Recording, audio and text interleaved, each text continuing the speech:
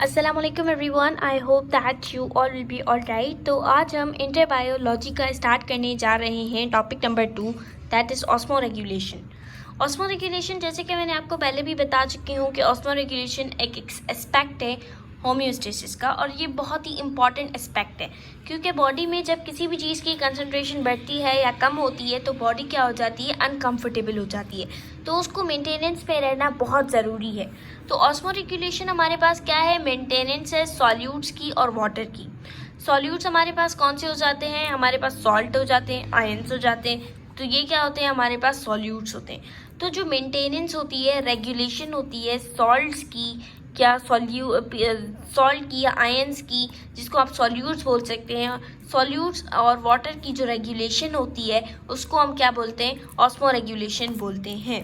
किसी भी अगर फॉर सपोज वाटर की कंसंट्रेशन ज़्यादा होती है और सॉल्यूट की कंसंट्रेशन कम होती है तब भी बॉडी अनकंफर्टेबल होगी, ठीक है। अगर हमारे पास वाटर की कंसंट्रेशन ज़्यादा है या सॉल्यूट्स की कंसंट्रेशन कम है या वाइस वर्सा, तो उसमें हमारी बॉडी जो होती है वो उसको अलो नहीं करती। इसीलिए बहुत ही ज़रूरी है कि बॉडी क्या हो, मेंटेनेंस पे हो। तो यहाँ पर सॉल्यूट्स और वाटर की जो मेंटेनिंग है वो कौन करवा रहा है, ऑस्मो रेगुलेशन करवा रहा है।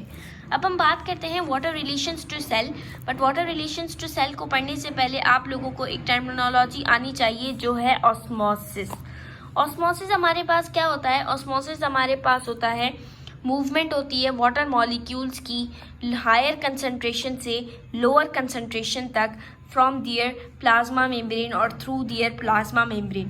प्लाज्मा मेम्ब्रेन क्या होती है, हमारे पास सेमी परमिएबल मेम्ब्रेन होती है जो कि सॉल्यूट्स को अलो नहीं करती कि वो पास हो, अल्दो सॉल्वेंट्स को, कुछ सॉल्वेंट्स को वो अलो करती है क्योंकि वो सेमी परमिएबल मेम्ब्रेन है।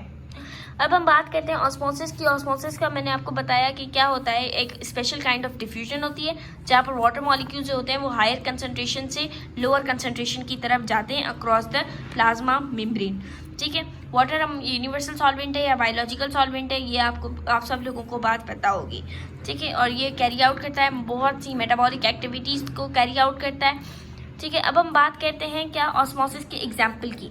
ऑस्मोसिस को आप इस तरह से भी समझ सकते हैं, फॉर सपोज अगर आपके पास एक बकेट है, उसमें पानी पूरा पूरा भरा हुआ है यानी कि फुल है, और एक ऐसी बकेट है जिसमें पानी बिल्कुल भरा हुआ नहीं है, तो वाटर कहाँ पर मूव करेगा। अब यहाँ ये एग्जाम्पल हम यहाँ पर समझ लेते हैं। फॉर सपोज ये एक बकेट है या एक कंटेनर है, ये दूसरा कंटेनर है। अब इन दोनों को हम कंपेयर करेंगे। फर्स्ट ऑफ ऑल ये पूरी की पूरी यहाँ तक भरी हुई है, इसमें पूरा पूरा पानी है, और ये जो है वो ये यहाँ तक भरी हुई है, ठीक है, और इसका पानी ये है। तो जो पानी है वो कहाँ से कहाँ जाएगा, तो वो हाई से कहाँ जाएगा, लो की तरफ जाएगा, यहाँ से क्या होगा, यहाँ की तरफ जाएगा। तो ये क्या होती है, ये हमारे पास होती है ऑस्मोसिस, यानी पानी यहाँ पर क्या था, ज़्यादा था, पानी यहाँ पर क्या था, कम था, तो पानी ज़्यादा से कहाँ पर जा रहा है, कम में जा रहा है, तो इस प्रोसेस को हम क्या बोलते हैं, ऑस्मोसिस। अब हम बात करते हैं balance of water and solutes in the body की, यानी कि ऑस्मो रेगुलेशन के प्रोसेस की अब हम बात करते हैं, ठीक है। ऑस्मो रेगुलेशन की बात करने से पहले हम बात करते हैं सॉल्यूशंस की। सॉल्यूशंस हमारे पास क्या होता है, सॉल्यूशन बेसिकली होता क्या है, सॉल्यूशन हमारे पास होता है mixture of solutes and solvents. एक कंटेनर लेते हैं, उसमें हम सॉल्यूट भी डालते हैं और सॉल्वेंट भी डालते हैं, तो इस मिक्सचर को हम क्या बोलते हैं, सॉल्यूशन। सॉल्यूशंस हम यहाँ पर दो टाइप्स के सॉल्यूशंस पढ़ेंगे। Number first is dilute solution, दूसरा हमारे पास क्या होगा, कंसनट्रेटेड सॉल्यूशन, ठीक है। कंसनट्रेटेड सॉल्यूशन की अगर हम बात करते हैं तो कंसनट्रेटेड सॉल्यूशन क्या होता है, कंसनट्रेटेड सॉल्यूशन वो होता है जिसमें हमारे पास सॉल्यूट्स हो, उसकी कंसनट्रेशन ज़्यादा हो, और सॉल्वेंट की कंसनट्रेशन यानी वाटर की कंसनट्रेशन कम हो। डाइल्यूट सॉल्यूशन क्या होता है, उसका अपोजिट होता है। डाइल्यूट सॉल्यूशन में हमारे पास क्या होता है, जो सॉल्यूट्स की कंसनट्रेशन है वो कम होती है और सॉल्वेंट की कंसनट्रेशन ज़्यादा होती है। अब हम यहाँ पर बात करते हैं डाइल्यूट की और कंसनट्रेटेड की। आपको यहाँ पर मैं फिगर के थ्रू एक्सप्लेन कर देती हूँ, ठीक है, या एरोस के थ्रू एक्सप्लेन कर देती हूँ। फॉर सपोज ये है हमारे पास कंसनट्रेटेड सॉल्यूशन, ये है हमारे पास डाइल्यूट सॉल्यूशन, ठीक है। डाइल्यूट सॉल्यूशन को हम और भी लाइक बायोलॉजी में जो जिसकी वजह से मैं आपको समझा रही हूँ उसको हम क्या बोल सकते हैं, जो हमारे पास डाइल्यूट होता है, डाइल्यूट को हम बोल सकते हैं हाइपोटोनिक। ठीक है, मैं एग्जांपल्स के थ्रू आपको समझाऊंगी। और जो कंसनट्रेटेड होता है उसको हम क्या बोलते हैं, हाइपोटोनिक। फर्स्ट ऑफ ऑल ये दो चीज़ें आपको पढ़नी है। कंसनट्रेटेड सॉल्यूशंस में हमारे पास क्या होता है, जो सॉल्यूट्स होते हैं वो हमारे पास ज़्यादा होते हैं, यानी सॉल्ट्स आयंस क्या होते हैं हमारे पास ज़्यादा होते हैं, और वाटर हमारे पास क्या होता है, कम होता है। सॉल्वेंट हमारे पास क्या होता है, कम होता है। यहाँ पर अपोजिट होगा, यहाँ पर जो सॉल्यूट्स होंगे वो क्या होंगे, कम होंगे, और वाटर हमारे पास क्या होगा, ज़्यादा होगा। तो ये दो सॉल्यूशंस हैं जिसकी हम बात कर रहे हैं। अगर हम बात करते हैं डायग्रामिकली अगर हम बात करते हैं, ये हमारे पास एक कंटेनर है, ये हमारे पास दूसरा कंटेनर है, यहाँ पर हमारे पास वाटर है, यहाँ पर भी हमारे पास वाटर है, लेकिन यहाँ पर क्या हो, सॉल्यूट्स हो, यहाँ पर क्या हो, सॉल्यूट्स नहीं हो, या हो तो कम हो। यहाँ पर फॉर सपोज मैं 4 सॉल्यूट्स यूज़ कर रही हूँ, यहाँ पर मैं कोई 2 सॉल्यूट्स यूज़ कर रही हूँ। तो जिसमें सॉल्यूट्स ज़्यादा होंगे वो कौन सा होगा, कंसनट्रेटेड। जिसमें सॉल्यूट्स कम होंगे वो क्या होगा, डाइल्यूट। ठीक है, अब हम इन दोनों को कंपेयर कर रहे हैं। ठीक है, अब हम इन दोनों को कंपेयर कर रहे हैं। तो ये हम यहाँ पर हमारे पास वाटर की कंसंट्रेशन क्या है, ज़्यादा है। ठीक है, ये वाटर की कंसंट्रेशन क्या है हमारे पास, ज़्यादा है, और ये हमारे पास वाटर की कंसंट्रेशन क्या है, कम है। तो ऑस्मोसिस में हमने पढ़ा था कि वाटर कहाँ से कहाँ जाएगा, वाटर अपनी हाई कंसंट्रेशन से अपनी लो कंसंट्रेशन में जाएगा। यानी कि वाटर की कंसंट्रेशन जहाँ पर ज़्यादा होगी वाटर वहीं से मूव करेगा, कहाँ पर, जहाँ पर वाटर की कंसंट्रेशन क्या हो, कम हो। तो यहाँ पर वाटर की कंसंट्रेशन कहाँ पर है, फॉर सपोज यहाँ पर हमने 4 सॉल्यूट्स यूज़ किए, यहाँ पर हमने 2 सॉल्यूट्स यूज़ किए। ठीक है, अगर हम एग्जांपल दे देते हैं, 20% यहाँ पर हमारे पास क्या है, वाटर है, और 80% हमारे पास यहाँ पर क्या है, सॉल्यूट्स है। यहाँ पर हम अपोजिट कर देते हैं, वाटर की कंसंट्रेशन हमारे पास 80% है, सॉल्यूट्स की कंसंट्रेशन हमारे पास 20% है। तो वाटर की कंसंट्रेशन किस एरिया में ज़्यादा है, यहाँ पर ज़्यादा है, डाइल्यूट सॉल्यूशन में ज़्यादा है। तो वाटर कहाँ पर मूव करेगा, डाइल्यूट सॉल्यूशन से कंसंट्रेटेड सॉल्यूशन की तरफ, यानी इसकी जो डिफ्यूजन होगी वो कहाँ पर होगी, यहाँ से लेकर यहाँ तक होगी ऑस्मोसिस के मुताबिक। ठीक है, अब हम बात करते हैं ये दो टर्मिनोलॉजी जो मैंने आपके सामने रखी है, हाइपरटोनिक और हाइपोटोनिक। हाइपरटोनिक बेसिकली क्या होता है, जहाँ पर हमारे पास जो सॉल्यूट्स हैं वो ज़्यादा हों, और हाइपोटोनिक क्या होती है, जहाँ पर हमारे पास सॉल्यूट्स कम हों। अगर हम यहाँ पर देखें तो हमारे पास सॉल्यूट्स कहाँ पर ज़्यादा हैं, यहाँ पर ज़्यादा हैं, 4 सॉल्यूट्स हैं, इसमें 2 सॉल्यूट्स हैं। इसमें वाटर की कंसंट्रेशन जो होती है वो 20% है, इसमें 80% है। सॉल्यूट्स की कंसंट्रेशन यहाँ पर 80% है, यहाँ पर 20% है।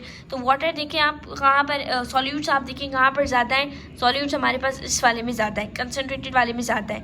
तो जहाँ पर सॉल्यूट ज़्यादा होते हैं उसको हम क्या बोलते हैं, हाइपरटोनिक।